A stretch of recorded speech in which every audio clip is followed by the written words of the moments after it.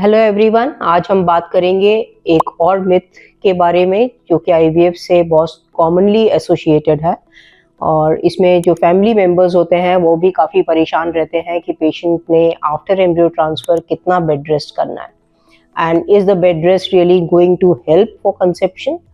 So the fact is the scientifically and medical as per the medical studies it has been proven कि जो bed rest है, complete bed rest, it is not going to affect your outcome of pregnancy, ना ही ये आपको miss carriage से बचाता है।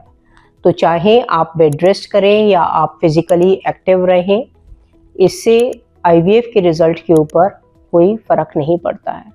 तो we usually advise our patient to be physically active and to continue doing all the normal routine activity.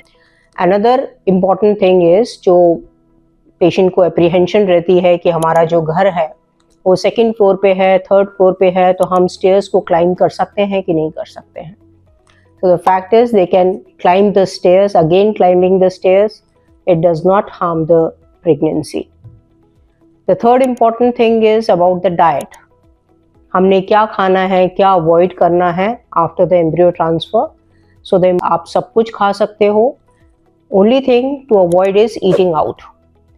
और ये भी हम इसलिए मना करते हैं कि कई बारी बाहर के खाने से स्टमक इन्फेक्शन होने के चांसेस रहते हैं। तो just to prevent the infection we ask the patient to avoid eating out. और दूसरा, नॉट टू ईट पपाया और पाइनएप्पल, क्योंकि इसमें कुछ the risk of miscarriage can be there. So just to avoid papaya and pineapple, बाकी आप सब कुछ खा पी सकते हैं। तो बेड रेस्ट की कोई इंपॉर्टेंस नहीं है। Climbing stairs, you can do that. You can eat everything just to avoid eating out. These are the only precautions and the restriction we advise to our patient. बाकी we tell them to have the normal routine physical activity. जो patient working हैं, जो काम पे जाते हैं, they can also join their work. Thank you so much.